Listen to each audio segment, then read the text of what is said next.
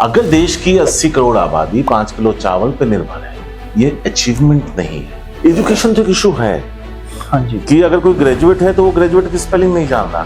2007-8 में जब डेंगू फैला था और एम्स में लोगों की मौत हुई, तब मैंने इमरजेंसी देखी। मोदी सरकार ने ये ठाना पिछले 10 सालों में कि ये चीज एक्स तक पहुंचानी है, तो वो पहुंची। चैलेंज तो है। राहुल गांधी प्रधानमंत्री होते, मुझसे आप ये सवाल पूछते तो मैं ऐसे ही जवाब दे रहा हूँ। बिहार में 2005 से पहले आप हीरो होंडा नहीं खरीद सकते। नजर हटी नहीं कि आप गड्ढे में। सबको मशहूरियत चाहिए, सबको पैसा चाहिए, सबको इन्फ्लुएंस चाहिए, और भी बहुत कुछ चाहिए तो छोड़ दीजिए। तो जैसा हम सुनते हैं अभी कि भारत की जीडीपी 5th प्लेस पे पहुंच गई है, जैसे कि हम देखते हैं कि वो किस लेवल से 5वें लेवल पे आई है, तो ये देखने में तो ऐसा लगता है कि ये बहुत बड़ी अचीवमेंट है और है भी। लेकिन क्या ये सही मायनों में भारत के हर गरीब को भी इफेक्ट करती है उसको अमीर बनने में, या क्या ये सिर्फ अमीरों को और अमीर बनाने की ओर आगे बढ़ रही है? देखिए, एक बहुत ऑनेस्ट एडमिशन मैं करना चाहूंगा, मुझे बिजनेस बहुत समझ में नहीं आता। अच्छा। लेकिन खुशहाली अगर आ रही है तो वो दिखती भी है, जो अभी नहीं दिख रही। अच्छा। अगर देश की 80 करोड़ आबादी 5 किलो चावल पे निर्भर है, ये अचीवमेंट नहीं है। पहले तो ये समझना पड़ेगा जी कि देश की कमोबेश पूरी आबादी, और फिगर्स ये बताते हैं, शायद मैं गलत भी हो सकता हूं, कि 20 करोड़ अभी भी उसमें से छूट गए, यानी ये नंबर 100 करोड़ पे आ जाएगा। अगर 100 करोड़ की आबादी, 80 करोड़ की आबादी 5 किलो अनाज पे निर्भर है सरकार के, तो क्या ये सरकार का अचीवमेंट है? जी नहीं। चाहे आप 5वें पादान से तीसरे पे आ जाए, तीसरे से पहले पे आ जाए, अगर हमारी और आपकी जिंदगी में कोई बदलाव नहीं हो रहा है, तो वो किसी के लिए कोई मायने नहीं रखता। सुनने में भले अच्छा लगे कि गाड़ियां सस्ती हो गई, पेट्रोल महंगा हो गया, तो जो गाड़ी है और पेट्रोल डलाने के पैसे नहीं है आपके पास, तो उसका क्या फायदा? तो जैसे कि इसमें जो गवर्नमेंट पॉलिसीज लेकर आती है, क्या उसका सही से इस्तेमाल ना हो पाना कारण है कि जो बीच में लोग बैठे हैं जिन्हें वो चीजें ड्राइव करनी है, जो गवर्नमेंट सेक्टर्स में जॉब कर रहे हैं, जिन्हें शायद कुछ एग्जाम्स पास करने के बाद वो जॉब मिली है, जिनसे एक्सपेक्ट किया जाता है कि वो इस मोटिवेशन से काम करें कि उनको हर एक काम सही सटीक तरीके से करना है, क्या वो सही तरीके से हो पा रहा है? मतलब आपका सवाल ये है कि जो पॉलिसीज जो गवर्नमेंट लोगों के लिए बनाती है, क्या उन तक पहुंच रही है, सही वे में उन तक पहुंच रही है कि नहीं? इसमें आपको क्रेडिट देना पड़ेगा जी इस सरकार को, कि अगर मोदी सरकार ने ये ठाना पिछले 10 सालों में कि ये चीज एक्स तक पहुंचानी है, तो वो पहुंची। अब वो जमाना नहीं रहा जहां कहा जाता था कि 1 रुपया चलता है 10 पैसे पहुंचते जी। अब जैसे आवास योजना, प्रधानमंत्री आवास योजना है, हमारे एक दोस्त अररिया में हुआ करते थे, प्रशासनिक ऑफिसर। एक बार मैं उनके साथ बैठा था, तो उन्होंने कहा कि अररिया जो है बिहार का सीमांचल के जो डिस्ट्रिक्ट्स है उसमें आता है, पूर्णिया, किशनगंज, अररिया जी, ये सारा, और ये सबसे पिछड़े जिलों में। तो उसने कहा था कि सारे घर फूस के थे। फूस जानते हैं? हाँ जी, हाँ जी। प्रधानमंत्री की ये योजना थी, पहले भी थी, 15,000 थी या 30,000, 35,000 थी, मैं भूल रहा हूँ। उसको कर दिया गया करीब 1.5 लाख रुपए हो गए, 1,20,000 हो गया और 30,000 टॉयलेट के जुड़ गए। उन्होंने कहा कि विद इन ए ईयर हर आदमी का घर पक्के का हो गया, 2-2 कमरों का टॉयलेट बन गया। ईंट भट्टों में ईंट खत्म। मतलब इस लेवल पे यूटिलाइजेशन हुआ जी। ये खासियत है कि कोई अगर स्कीम चली है तो उसकी एक तगड़ी मॉनिटरिंग है, समयबद्ध तरीके से वो उस तक पहुंचती। ये तो हो सकता है कि शायद पॉलिसीज बनाना उतना बड़ा चैलेंज ना रहा हो, उसका इम्प्लीमेंटेशन बड़ा चैलेंज रहा हो सरकारों के लिए। शायद नहीं, अभी की अगर हम कहें ना, इम्प्लीमेंटेशन बहुत अच्छे से हो रहा है। ये मेरा अपना निजी मानना। जी जी जी। तो एक चीज और समझने वाली है कि जो युवा है जिसको हम रोजगार देना चाहते हैं, उसके लिए एक पॉलिसीज बनकर आई स्किल इंडिया। लेकिन हम जब देखते हैं कि स्किल इंडिया में कुछ लोग तैयार होकर बाहर निकलते हैं, वो शायद 4-5 महीना जॉब करते हैं, फिर शायद निकल जाते हैं, फिर वो बेरोजगार हो जा रहे हैं। ये एक बड़ी चीज है जो कि सामने आई। तो क्या skill India is actually working? देखिए, पहले तो बड़े जोर शोर से चला, लेकिन जमीन पे उसका क्या हश्र हुआ। इसका डेटा मेरे पास नहीं है, ना ही जानकारी। जी। लेकिन मोटा मोटी जो समझ में आता है वो ये आता है कि उसका असर जमीन पे नहीं दिखा, उसने रोजगार सृजन नहीं किया। हो सकता है मैं गलत हूं इसमें, लेकिन मेरा अपना मानना ही है। क्योंकि हमने ऐसी काफी पॉलिसीज सुनी, जैसे कि ये स्किल इंडिया है, मोहल्ला क्लिनिक है, काफी ऐसी चीजें आई जो ग्राउंड लेवल पे जब जाके उनको चीजों को देखा तो लगता है कि वो चीजें ना उस लेवल पे इम्प्लीमेंट है ही नहीं, तो ना उसका इम्पैक्ट नजर नहीं आया लोगों के ऊपर। देखिए एक चीज और है जो आपने बड़ा अच्छा सवाल पूछा। मैंने कहा था कि इम्प्लीमेंटेशन हुआ, तो इसमें भी बहुत सब कुछ ब्लैक एंड व्हाइट नहीं जी है। जी जी। चैलेंज तो है कि इच्छा शक्ति होनी चाहिए। हाँ जी। अब आपको मैं बताऊं कि बिहार में 2005 से पहले आप हीरो होंडा नहीं खरीद सकते थे, क्योंकि छीना जाता था। शाम को लोग बाजार नहीं निकलती थी लड़कियां। जब 2005 में सत्ता बदली और नीतीश कुमार आया, मैं एक तो बहुत ही नॉन पॉलिटिकल आदमी, हाँ जी हाँ जी, पहले तो मैं ये बता दूं जी कि मैं किसी के साथ नहीं। पॉलिटिक्स की अगर हम बात करें, अगर यहाँ पे राहुल गांधी प्रधानमंत्री होते और मुझसे आप ये सवाल पूछते तो मैं ऐसे ही जवाब दे रहा हूँ। तो नीतीश कुमार के बारे में बताएं कि नीतीश कुमार ने विद इन फ्यू मंथ्स कायाकल्प हो गया। मौर्य होटल है वहां पे, मौर्य लोक है, तो मौर्य है, एक मौर्य लोक है जो शॉपिंग कॉम्प्लेक्स है, वहां पे लड़कियां चाट खाती हुई और पापड़ी टिक्कियां खाती हुई दिख रही हैं जी। और स्कूटी पे लोग जाते दिख रहे हैं। रोजगार भी हो गया। सड़कें आप चौथा गियर नहीं लगा सकते थे। 2004 इलेक्शन में मुझे पूर्णिया से पटना जाना था, मैं 350 किलोमीटर में शायद ही 2-4 बार फोर्थ गियर लगा पाया। नजर हटी नहीं कि आप गड्ढे में गए जी, ये स्थिति थी।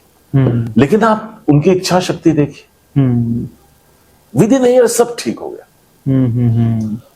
बाद में बात की बात हम नहीं करते हैं, लेकिन मैं ये कह रहा हूं कि किसी भी योजना का लाना, उसको जमीन पर उतारना, लाने से ज्यादा मुश्किल है उसको जमीन पर उतारना कि हाशिए पे खड़े उस शख्स तक वो योजना पहुंचे जिसको ध्यान में रखकर वो योजना से बनाया गया है। जी बिल्कुल। तो जिस तरीके से योजनाएं आगे बढ़ रही हैं, हमारा यूथ जो उसको समझ नहीं पा रहा है, क्या इसमें उन्हें मिली हुई एजुकेशन भी एक बड़ा फेलियर रहा है? देखिए एक चीज तो हम बता दें आपको कि आज आप विदेश में जाइए तो सब बड़े बड़े आदमियों के बच्चे सरकारी स्कूल में पढ़ते हैं। प्राइवेट में जिनको पढ़ाना है पढ़ा लें, लेकिन वहां का एजुकेशन तो एक इशू है। हाँ जी। कि अगर कोई ग्रेजुएट है तो वो ग्रेजुएट की स्पेलिंग नहीं जान रहा, और लोग कहते हैं कि हम ग्रेजुएट हैं, हमें नौकरी नहीं मिल रही। ये समस्या है। लेकिन ये भी है कि जो ग्रेजुएट है और सुपर ब्राइट है उसे भी नहीं मिल रही नौकरी, उसे भी नहीं मिल रही जी। तो युवाओं के लिए अब देखिए, एक ऐसा समाज जो हाशिए पे है, जिसके लिए जिंदगी एक जंग है, हर दिन वो 18 तरह की परेशानियों से गुजरता है, वो सरकारों की तरफ बड़ी उम्मीद से देखता है जी कि वो हमारे लिए कुछ करे जी। अब हो क्या रहा है कि कोई भी एग्जाम का पेपर बिना लिखे हुए अपने अंजाम तक पहुंचता नहीं। अगर आपका सिलेक्शन हो भी गया तो वो सुप्रीम कोर्ट तक, जब तक वहां लड़ाई होती है, फिर वहां से क्लियर होकर आता है तब वो। तो ये ध्यान रखना चाहिए, चाहे वो केंद्र सरकार हो चाहे राज्य सरकारें हो, कि कोई भी नौकरी का भी नीट को लेकर कितने हंगामे हो रहे हैं। हाँ जी। भाई नीट में आप 718 नंबर नहीं ला सकते, या तो 720 ला सकते हैं या 716 ला सकते हैं, जो मेरी मोटी समझ कहती है। तो 718 भी ले आए लोग। अब कहा गया कि ग्रेस मार्क्स दे दिया, ये कर दिया, वो कर दिया ना, उसको कहीं ना कहीं कवर अप कर दिया। हाँ। तो मुझे लगता है कि युवाओं के लिए खास करके आपको समाज में जो लोग नौकरी की उम्र के हैं, भूख अभी लगी होगी ना, और रात के 2 बजे खाना मिलेगा तो वो अहमियत उसका फायदा नहीं होगा। सही बात है। अभी 24 साल के नौकरी चाहिए, 36 में वो आपकी ना तो वो तमन्ना रहेगी, ना कोई ख्वाहिश रहेगी, और ना ही वो स्टेमिना रहेगा। तो मुझे लगता है कि जो अभी सबसे पहले करने की जरूरत है वो है कि लोगों तक रोजगार कैसे पहुंचे। तो ये जो रोजगार है, जैसे कि हम देखते हैं कि आधार कार्ड ऑफिसेज होते हैं, गवर्नमेंट सेक्टर्स होते हैं, तो ये एक इंफॉर्मेशन गैदरिंग काफी सारे ऑफिसेज होते हैं। आजकल बहुत सी चीजें ऑनलाइन होने लगी हैं, तो वो लिखित काम कम हो गया है, काफी चीजें कम हो गई हैं। तो क्या लोगों का प्राइवेट सेक्टर की ओर झुकाव होना और उसको ज्यादा एग्रेसिवली उस पर ज्यादा फोकस करना ज्यादा सही है? देखिए, मेरा तो अपना एक मानना है कि देखिए, सरकार सबको नौकरी नहीं दे सकती जी, अपने लिमिटेशंस है, उसके अपने लिमिटेशंस हैं। इसमें कहीं कोई शक नहीं। और आप उनके भरोसे बैठिए भी ना, आप अपने आप को जब पढ़िए, देखिए कहते हैं ना कि पॉकेटमार भी बनना है तो एक नंबर बनिए जी, नहीं तो 2 बार पॉकेट मारिएगा, तीसरी बार धरा जाइएगा, बहुत पिटाइएगा। बहुत बताइएगा।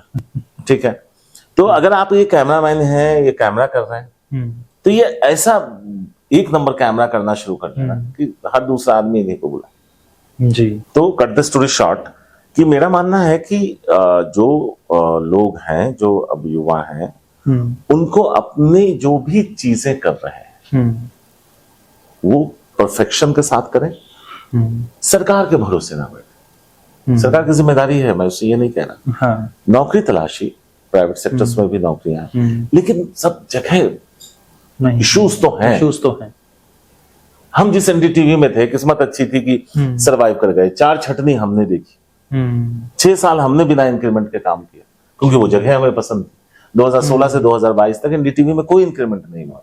अच्छा, हमने सेम सैलरी पे काम किया। अच्छा, तो मैं ये कह रहा हूं कि स्थिति तो है खराब, जॉब सिक्योरिटी नहीं है। लोग सरकारी नौकरी के लिए इसलिए भागते हैं कि उन तक एक सिक्योरिटी। अब देखिए, जैसे कि 2004 में पेंशन हटा दिया गया, हमारा वेलफेयर स्टेट नहीं है। आप यूके चले जाइए, वहां आपकी सालों में आपका जो इनकम से कटा, उसके हिसाब से आपका एक ब्रैकेट है। आपके घर में एक फोन नंबर दिया गया है कि जिस दिन आप अपने दिनचर्या के काम ना करने में सक्षम है, उस दिन फोन कीजिए, गाड़ी आएगी, आपको ले जाएगी और आपकी कैटेगरी के हिसाब से आपको अकोमोडेशन देना स्टार्ट कर देगी। इलाज एनएचएस है, नेशनल हेल्थ सर्विस फ्री है। हम नहीं है सर। हम अगर आज एम्स जाइए आप इलाज कराने, तो आपके कहते हैं ना, आपका बैंड बच जाएगा। कोई इलाज का नंबर आने में ही वक्त निकल जाएगा। आप बताइए कि मैं आपको सच बताऊं, पत्रकार होने के नाते तो थोड़ी सी पहचान होती है। एम्स के हमारी माताजी बीमार थी, उन्हें लिवर सिरोसिस हो गया था, तो 2016 से 2019 में वो चली गई इस दुनिया से। तो इतनी बार हॉस्पिटलाइज हुई कि एनडीटीवी में पैसे नहीं थे, बढ़ नहीं रहे थे। मेरी भी एक लिमिटेशंस थी, मेडिक्लेम था वो खत्म हो गया था, हॉस्पिटलाइजेशन बहुत फ्रीक्वेंट था। तो तब जब मेरे पास पैसे नहीं बचे, तो एम्स के डायरेक्टर साहब से मेरी दोस्ती थी। मैंने उन्हें फोन किया, मैं मिलने आना चाहता हूँ। मैं उनके पास गया और मैंने कहा कि यही सिचुएशन है। तो बोला, शारिक, जब अगली बार अम्मी बीमार हो तो तुम उन्हें इमरजेंसी ले आना, हम उन्हें थोड़ी देर 2 घंटे इमरजेंसी में रखेंगे और फिर हम उनको आईसीयू या जहां भी शिफ्ट करना होगा कर देंगे। आप यकीन नहीं करेंगे, 2007-8 में जब डेंगू फैला था और एम्स में लोगों की मौत हुई थी, तब मैंने इमरजेंसी देखी थी। उसके बाद मैं कभी गया नहीं था। तो मैंने कहा चलो एक चक्कर काट के चलते हैं।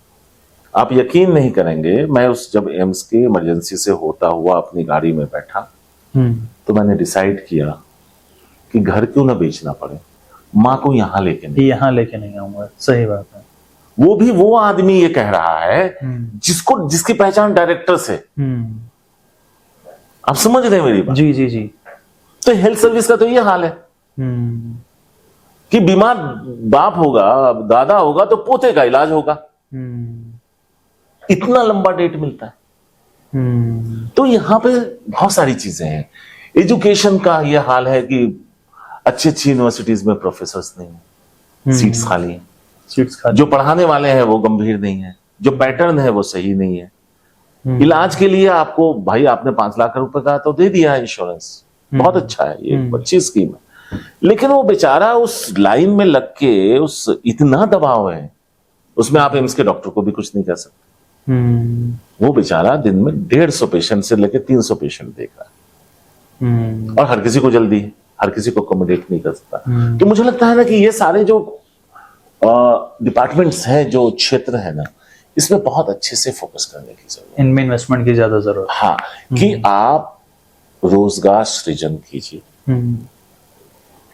एजुकेशन का स्तर जैसे ही आप ठीक करेंगे, उसके नौकरी मिल पाने की संभावना उतनी ही ब्राइट हो जाती है। तो जिस तरह रोजगार अभी मिल रहे हैं और महिलाएं जिस क्षेत्र में धीरे धीरे आगे बढ़ रही हैं काफी लेवल पे, और बहुत बड़ी बड़ी अपॉर्चुनिटीज पे गई हैं, तो क्या ये चीजें हेल्प करती हैं फैमिली को रन करने में कि जैसे आजकल जो पॉलिसीज आ रही है फीमेल्स को बहुत बड़े लेवल पे ग्रो कराने के लिए, जैसे दीदी पॉलिसी करके भी कुछ आई है काफी, तो क्या ये बहुत ही बड़े लेवल पे बेनिफिशियल स्टेप होगा अगर इसका भी अच्छे से इम्प्लीमेंटेशन हो जाए तो? देखिए, मेरा मानना है कि महिला सशक्तिकरण का मैं प्रबल पक्षधर हूं। जी बिल्कुल।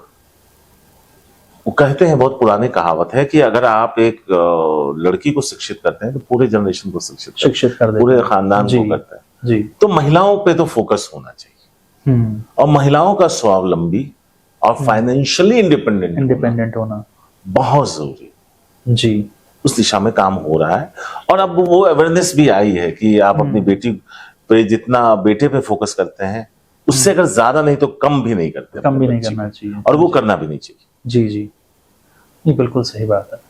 तो इंडियन मीडिया में जिस तरीके से न्यूज को दिखाया जाता है, समझाया जाता है, जिनको हम समझते हैं कि काफी बार कुछ चीजें रह जाती हैं, तो जैसे हमने कहा भी सोशल मीडिया के थ्रू काफी चीजें बाहर आ रही हैं, तो सोशल मीडिया को और प्रबल बनाने के लिए या और बेहतर बनाने के लिए क्या प्लेटफॉर्म्स दिए जा सकते हैं? देखिए, ये एक ऐसा सवाल है जिसका जवाब मेरे पास नहीं। अच्छा। क्योंकि सोशल मीडिया पे जो भी प्लेटफॉर्म्स आए, जो लोगों ने भी अपनी जगह बनाई, खुद बनाई जी, एक ग्राउंड तैयार है, हाँ, एक टेबल है, ये टेबल आपने सामने रख दिया, अब आप इसको सजाना आपका काम। तो जो इन्फ्लुएंसर हैं, जो लोग यूट्यूब पे हैं, या जो लोग आईना दिखाने का काम करते हैं, वो उसका इस्तेमाल करते हैं। टेलीविजन न्यूज को फिर से रिथिंक करने की जरूरत है, क्योंकि जहां तक मेरी जानकारी है, कुछ मार्केटिंग के दोस्त हैं हमारे, उनका कहना है कि रेवेन्यू बहुत नीचे चला गया। अच्छा। एडवर्टीजमेंट होता क्या है कि एक चीज समझिए, अगर आप डिजिटल मीडिया में एडवर्टाइजमेंट देते हैं तो आप उसको ट्रैक कर सकते हैं, कितनों ने देखा, क्या डिजिटल रिजल्ट रहा, क्या। टीवी में नहीं कर सकते। टीवी का एडवर्टाइजमेंट वैसे ही है कि हेलीकॉप्टर से पर्चा गिरा दिया, किसने पढ़ा किसने नहीं पढ़ा नहीं पता। पहली बात। दूसरा, जो भी मैं आपसे ये कहना चाह रहा था कि आप क्या कोई ऐसी फिल्म देखोगे जिसका अक्षरशः हर वर्ड लाइन बाय लाइन आपको मालूम हो कि अमिताभ बच्चन अब अगला डायलॉग ये बोलेगा, अब ये अगला, वो ठाकुर क्या नाम था उनका, वो जो गब्बर, नहीं, वो जो फिल्म कई बार आती है उनकी, सूर्यवंशी। हाँ जी। तो अगर आपको पता हो तो आप देखोगे, वो फिल्म देखोगे। नहीं पता होगा तो नहीं देखना चाहेगा इंसान बार। न्यूज चैनल यही हो गया। टीवी खोलेंगे तो क्या दिखेगा आपको पहले ही अवेयर है इंसान, अच्छा मालूम है जी। तो मुझे लगता है कि शायद, देखिए, एक चीज हमेशा याद रखिए कि जब आप किसी बुरे दौर से गुजरते हैं ना, तो उसके बाद ही जीवन में कुछ अच्छा घटता है जी। तो हमको लगता है कि अभी हम न्यूज इंडस्ट्री उस दौर से गुजर रही है। वो कहते हैं ना कि मंथन के बाद ही क्या अमृत मिलता है। हाँ, तो मुझे लगता है मंथन वो हो रहा है और अमृत का इंतजार है। मैं भी उसी दिन का इंतजार कर रहा हूँ। तो ये जो युवा पत्रकार हैं जो अभी धीरे धीरे अपनी एक पहचान बनाने की कोशिश कर रहे हैं, तो आपकी तरफ से उनको क्या राय होगी कि मतलब वो कौन सी मीडिया को ज्यादा प्रेफर करें? देखिए, मैं पहले तो ये बता दूं कि अगर मुझसे कोई बोले कि क्या आप किसी को मीडिया में आना सजेस्ट करते हैं, मैं किसी को नहीं करता। कभी भी 2-4 लोगों को देखकर मत जाइए। ग्रोथ नहीं है, स्पेस नहीं है, अपॉर्चुनिटी नहीं है। जो एक टॉप प्लेयर बैठा है वो वहीं, टेलीविजन की एक बड़ी खासियत हो गई है न्यूज इंडस्ट्री, वहां स्टेटस को, ओके, जो जहां है वो वहीं है। अब वो आपके सर के ऊपर छत है, तोड़ के ऊपर निकल नहीं सकते, सर फट जाएगा। हाँ। तो वो वाली स्थिति है। मुझे लगता है कि अगर आप, देखिए वो हो क्या रहा है, टेलीविजन का सबसे बड़ा अच्छा लोगों को लगता है कि आप सेलिब्रिटी हो जाते हैं। 4 लोग सड़क पे पहचान लेते हैं तो आपका सीना चौड़ा हो जाता है, एक बटन खुल जाता है। तो ऐसा नहीं है कि सब पहचाने जाते हैं सड़क। मुट्ठी भर लोग जो सड़क पे बाकी स्ट्रगल कर रहे हैं, बाल सफेद हो जाता है, 50,000 पे नहीं पहुंचते। यू मीन कंपटीशन बहुत ज्यादा है। कंपटीशन के साथ साथ मुझे लगता है ना कि अपॉर्चुनिटी नहीं है, अपॉर्चुनिटी उस लेवल पे नहीं है। लेकिन हाँ, अब ये अच्छा है कि जैसे ऑनलाइन वाले हैं, वेबसाइट्स हैं, मुझे वो ज्यादा पसंद है। देखिए, टेलीविजन सुपरफिशियल मीडियम है, क्योंकि वहां बॉस बोल देता है 1.25 मिनट में कहानी बताओ, उसमें रिपोर्टर अपनी शक्ल 25 सेकंड दिखाएगा, जी 20-20 सेकंड के 2-3 बाइट्स लगाएगा, जी जी, तो लिखेगा क्या? लिखना रही कितना स्पेस गया। 30 सेकंड का भी स्पेस नहीं होता, 40 सेकंड 50 सेकंड। ये समस्या हम लोगों के साथ होती थी कि अब आपने कहा कि कुपोषण बेखबर कर दो और टाइम दे दिया 2.5 मिनट से ऊपर नहीं बनाना। टीवी में एक और चीज है कि अगर आपकी खबर 2 मिनट से ऊपर निकल गई तो चलने की संभावना कम हो जाती। तो ये जो फ्रीडम ऑफ एक्सप्रेशन है मीडिया के अंदर, क्या ये कहीं मिसिंग है? बिकॉज शायद मुझे ऐसा लगता है कई बारी कि टीवी को भी टीआरपी की जरूरत है, तो शायद वो उन्हीं खबरों को ज्यादा दिखाती रहती है जो शायद पब्लिक देखना चाह रही है। देखिए, ये बिजनेस है, पहले तो ये समझिए। हाँ जी, ये प्योर बिजनेस है, धंधा करने बैठे हैं। किसी ने मुझसे पूछा कि क्या आप समाज बदलने आए पत्रकारिता में? कि किसी ने पूछा था, तो मैंने उसको बड़ी साफगोई से जवाब दिया था कि मैं समाज बदलने नहीं आया था। मैं अपने एक छोटे से शहर से चला था, एक दाल रोटी के इंतजाम जुगाड़ में वो मैं यहां तक आ गया। यहां मैं अपनी पहचान, नौकरी, उससे मिलने वाली सैलरी, उससे चलने वाला घर, नेचर ऑफ जॉब ऐसा है जिससे लोगों का फायदा हो जाता है। आपने बहुत सही शब्दों में बहुत सही जवाब दे दिया, वरना आमतौर पे हर पत्रकार अपनी इस बात को शुगर कोट करता है और कहता है कि मैं समाज बदलना चाहता हूँ। कोई नहीं बदलना चाहता जी, वो घर के हालात नहीं बदल सकता पत्रकार बेचारा। इतनी छटनियां होती हैं, वो कौन सा पत्रकार अपनी आवाज उठा पाता है जो बेचारा कहता है कि हम दूसरों की आवाज उठाते हैं। अब हमने एक खबर करी, दिल्ली साउथ दिल्ली में कालका जी में कुपोषण से एक औरत की डेथ हो गई जी। 3 बहनें अपने घर में कमरे में बंद रहती थी, जाली वाले, बहुत गंदगी थी जी। और 3 दिन से जब बदबू आई तब पता चला थोड़ा मेंटली भी थी। तो वो खबर मैंने इस तरह से की कि उसमें एक इंडस्ट्रियलिस्ट आए, वो लाख रुपए दे के गए, कुछ लोगों ने उसका घर पेंट करा दिया, कुछ ने सामान डलवा दिया, कुछ ने कहा हम हर महीने में, तो उनकी पूरी जिंदगी 10 दिन में बदल गई। वो हॉस्पिटल वाला थोड़ा पंगा कर रहा था उसकी बिल माफ करने में, तो मैंने उससे कह दिया, मैंने थोड़ा सा मैंने अपनी वो क्या कहते हैं, मैं इमोशनल आदमी, तो मैंने कहा कि यार सब मदद कर रहे हैं, डॉक्टर साहब आप भी माफ कर दो ना। बोला नहीं नहीं ये नहीं हो सकता। मतलब ठीक है, बाहर वो भी लगी है, मैं शाम को कह देता हूँ टीवी पे कि अस्पताल जहां डॉक्टर को भगवान कहा जाता है, दूसरे भगवान बने और ये तो खून चूसने को तैयार। लबुलबा भी ये था, थोड़ा सा कर दिया। हाँ जी। तो बोला ये तो आप ब्लैकमेल कर रहे हैं। मैंने कहा नहीं ब्लैकमेल नहीं कर रहे, मैं आपको आपका फर्ज याद दिला रहा हूँ। मैंने कहा आप डिसाइड कर लीजिए 6 बजे मैं लाइव करूंगा, हीरो बनना है कि विलेन बनना है।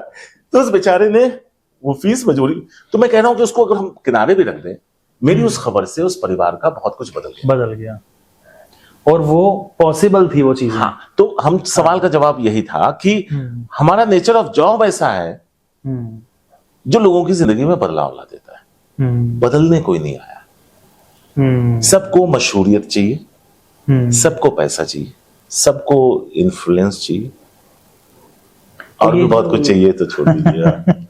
तो जैसे ये जो बॉलीवुड मूवीज बनती हैं आज की डेट में, जो कुछ ऐसे सब्जेक्ट्स को लेके बनती हैं जो शायद समाज सुधारक हैं चीजें, या समाज में बड़े बड़े बदलाव लाने वाली चीजें हैं, या किसी किस्म का मोटिवेशन है जो यूथ को दिया जाए, वो समझे कि किस किस्म के स्ट्रगल्स देख देख कर कितने कितने लोग ऊपर आए हैं, तो क्या इनका योगदान जो है आज वो अफेक्टेड है पॉलिटिकल पार्टीज से, या वो बिल्कुल निष्पक्ष तौर से वो बना पा रहे हैं?